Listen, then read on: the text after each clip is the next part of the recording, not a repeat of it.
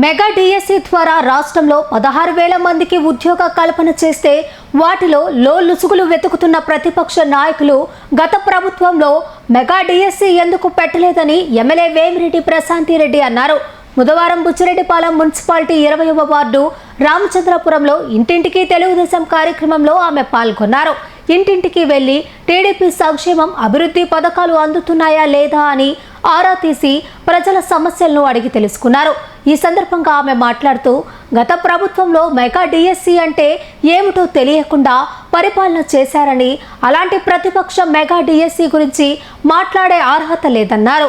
మన ప్రభుత్వం నమ్మకం గురించి బుచ్చిరెడ్డిపాలెం రామచంద్రాపురంలో 20వ వార్డులో ప్రజలకి ప్రభుత్వం ఎలా ఉంది అని కనుక్కోవడానికి ఇక్కడికి రావడం జరిగింది. ఈ కార్యక్రమానికి విచ్చేసిన ప్రతి ఒక్క కూటమి నేతలకు ధన్యవాదాలు తెలుపుకుంటున్నాను. అలాగే రామచంద్రాపురం గ్రామ ప్రజలకందరికీ కూడా ధన్యవాదాలు తెలుపుకుంటున్నాను. ఈరోజు మనం అధికారంలోకి వచ్చి 2 సంవత్సరాలు పూర్తయింది. 2 సంవత్సరాల ముందు రాకముందు మనం ఒకవైపు సంక్షేమము, మరోవైపు అభివృద్ధి 2 సమపాలనలో చేస్తాము అని మీ దగ్గరకు వచ్చి మిమ్మల్ని ఓట్లు అడిగి మేము ఆ ఓట్ల ద్వారా గెలవడం జరిగింది. అదేవిధంగా ఈరోజు సూపర్ 6 సూపర్ హిట్ చేస్తామని మీ ఇంటింటికి వచ్చి ఎలక్షన్ ముందు చెప్పడం జరిగింది. ఈరోజు తిరిగి అవి జరిగాయా లేదా అని మిమ్మల్ని అడగడానికి ముఖ్యమంత్రి చంద్రబాబు నాయుడు గారు మమ్మల్ని అందరినీ మీ దగ్గరికి పంపించడం జరిగింది. ఇక్కడ కాన్స్టిట్యున్సీలో ఉన్న ప్రతి ఒక్క కూటమి నాయకులు కూడా ఇంటింటికి వెళ్ళి ప్రజల బాగోగులు కనుక్కొని మనము చెప్పిన మాటలు నిలబెట్టుకున్నామా లేదా అని కనుక్కొని ఇంకా ఏమన్నా మిగిలిపోయి ఉంటే ఆ సమస్యలు తీసుకొని వస్తే అవి తప్పకుండా ఇంకా మనకి 3 సంవత్సరాలు ఉంది, దాని లోపల మనం కంప్లీట్ చేస్తాము అని చెప్పే విధంగా మనల్ని పంపించారు. నేను కూడా అదే మాదిరి ఈరోజు 30 ఇళ్ళు రామచంద్రపురంలో తిరగడం జరిగింది. ప్రతి ఒక్క నాయకుడు కూడా తలెత్తుకొని గర్వంగా మేము ఈ పనులు చేశాం, మీకు ఇంకేమన్నా సమస్యలు ఉన్నాయా అని చెప్పి కనుక్కొని ఆ సమస్యలు ఏమన్నా ఉంటే తిరిగిన నాయకులు ప్రతి ఒక్కరూ అర్జీల రూపంలో ఎమ్మెల్యే దగ్గరికి తీసుకురావాలని చెప్పి కూడా మీకు అందరికీ నేను తెలియజేసుకుంటున్నాను. అదేవిధంగా ఈరోజు మనం సూపర్ 6 సూపర్ హిట్ అనే దానికి 4,000 పెన్షన్ ఇస్తున్నాం. తల్లికి వందనం ఎంతమంది పిల్లలు ఉంటే అంతమంది పిల్లలకి ఇవ్వడం జరిగింది. అదేవిధంగా అన్నదాత సుఖీభవ కింద వాళ్ళ అకౌంట్లలో, రైతులు అకౌంట్లలో డబ్బులు వేయడం జరిగింది.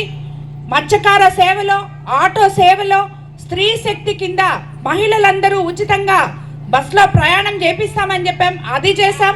అలాగే రాష్ట్రం మొత్తం 200 చిల్లర అన్నా క్యాంటీన్లు పేద ప్రజలకి 5 రూపాయలకే కడుపు నిండే విధంగా కూడా మనం ముందుకు తీసుకెళ్తున్నాం. ఇవన్నీ ఒక ఎత్తు అయితే మెగా డిఎస్సి ద్వారా 16,000 మందికి ఉద్యోగాలు ఇవ్వడం జరిగింది.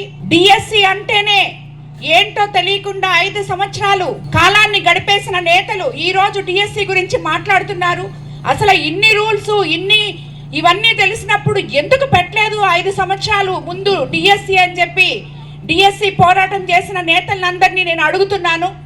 మీకు అసలు అర్హత ఉందా డిఎస్సి గురించి మాట్లాడడానికని కూడా నేను గత ప్రభుత్వం నేతల్ని నేను అడుగుతున్నాను. ఎందుకంటే ఇంత తెలిసినప్పుడు, ఇంతమంది టీచర్లు వెయిట్ చేస్తున్నప్పుడు మీరు ఎందుకు మెగా డిఎస్సి పెట్టలేదు 5 సంవత్సరాల్లో? ప్రాబ్లం ఏంది? ఫస్ట్ దానికి సమాధానం చెప్పి జరిగిన డిఎస్సి గురించి తర్వాత మాట్లాడుతారు. మీరు ముందు దానికి సమాధానం చెప్పాలని చెప్పి ప్రతిపక్ష నేతలకు అందరికీ నేను ఈరోజు అడుగుతున్నాను. ఎందుకంటే నిన్ననే చూశారు, మన నెల్లూరు జిల్లాలో పెద్ద ర్యాలీ ఒకటి చేశారు. అసలు డిఎస్సి గురించి అని చెప్పి నోర్లు చించేసుకొని మాట్లాడారు.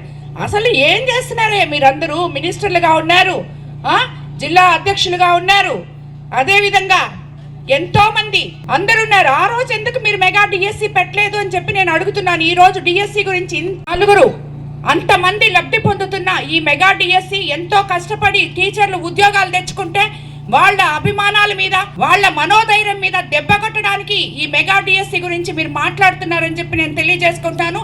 అలాగే మన ప్రభుత్వం అధికారంలోకి వచ్చిన తర్వాత ఇప్పుడు ఈ రామచంద్రపురంలోనే ఒక ఎగ్జాంపుల్, ఎన్నో సంవత్సరాల నుంచి ఈ కాలనీ పుట్టినప్పటి నుంచి ఒక్క రోడ్ వేసిన పాపం పోలేదు. ఈరోజు మన ప్రభుత్వం మనం అధికారంలోకి వచ్చిన తర్వాత మన ముఖ్యమంత్రి చంద్రబాబు నాయుడు గారు ఈరోజు ఇక్కడ ఈ రామచంద్రాపురంలో సుమారు డిపార్ట్మెంట్ ద్వారా 10 లక్షలు నుడా నిధులతో సీసీ డ్రైన్లు, 8,50,000తో 15 ఫైనాన్స్ ఎస్సీ సబ్ ప్లాన్ ద్వారా నిధులతో సీసీ డ్రైన్లు, 33,97,000తో 4 సీసీ రోడ్లు, మొత్తం 62,47,000తో ఆల్రెడీ రామచంద్రాపురంలో సీసీ రోడ్లు డ్రైన్లు వేయడం జరిగింది. ఇంకా మిగిలినవి కూడా తప్పకుండా ఇప్పుడు ఇచ్చారు స్థానిక ప్రజలు, అవి కూడా చేస్తామని మీకు నేను తెలియజేసుకుంటున్నాను. అలాగే విద్యుత్ శాఖలో 1,38,50,000 ఇక్కడ ఖర్చు పెట్టడం జరిగింది. 98 లక్షలతో ఎస్సీ ఎస్టీ సబ్ ప్లాన్ కింద 98 ఇళ్లకు ఉచితంగా solar roof top connection, RTSS ద్వారా 20 లక్షలతో 4 100 kV ట్రాన్స్ఫార్మర్లు, 8 లక్షలతో 4 25 kV ట్రాన్స్ఫార్మర్లు, 4 లక్షలతో 5 కిలోమీటర్లు కొత్త ఎల్టీ విద్యుత్ లైన్లు, 1 లక్షతో 1 కిలోమీటర్ 11 kV లైన్లు రిమూవ్ చేయడం జరిగింది. 7,50,000తో 150 విద్యుత్ స్తంభాలు ఇక్కడ ఇవ్వడం జరిగింది.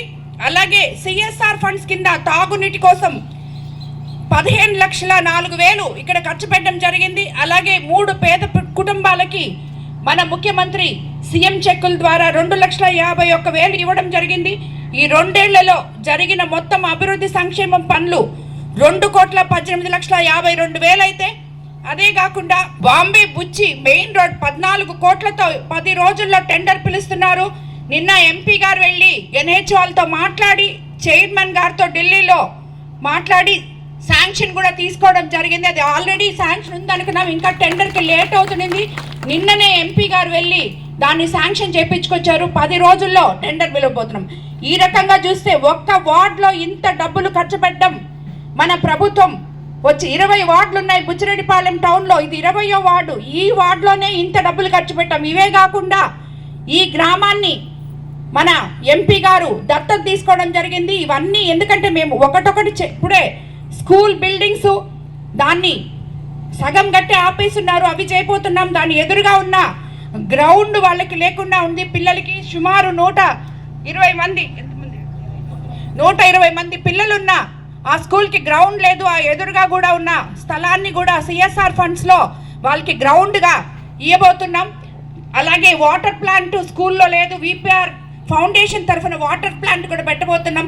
రాబోయే రోజుల్లో రామచంద్రాపురం గ్రామాన్ని బుచ్చి పట్టణానికి సరిపోయే విధంగా తీసుకెళ్తామని చెప్పి మీకు అందరికీ తెలియజేసుకుంటూ, ప్రతి ఒక్కరు కూడా మనం ఈరోజు తెలుగుదేశం ప్రభుత్వంలో ఒక నమ్మకమైన ప్రభుత్వంలో మనం ఉన్నాము అని చెప్పి ప్రతి నాయకుడు కూడా ఇంటింటికి వెళ్ళి మనం ఏం చేశామో చెప్పుకునే ధైర్యం మీకు ఉండాలి. ఎందుకంటే మనం చేసాం, చేయకపోతే మీరు బాధపడాలి.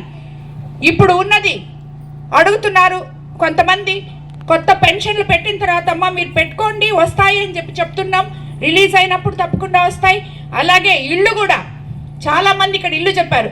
ఇప్పుడు ఈ రామచంద్రాపురంలోనే 400 ఇళ్ళు ఉన్నాయి జగనన్న కాలనీలో, 400 ఇళ్ళు. ఆ 400 ఇళ్ళలో ఒకే ఒక్క ఆమె కాపురం ఉంది. 399 ఇళ్ళు నిరుపయోగంగా పడున్నాయి. కానీ ఈ కాలనీలో ఇళ్ళు ఒక ఇంట్లో 4-5 కాపురస్తులు ఉన్నారు. ఎవరి వల్ల జరిగింది ఇదంతా? ఎందుకు జరిగింది ఇదంతా? మరి నిజంగా మీరు లబ్ధిదారులకి ఇల్లు కావాలి అనుకున్న వాళ్ళకి ఇల్లు ఇస్తే వాళ్ళు ఎందుకు వచ్చి కాపురం ఉండటం లేదు?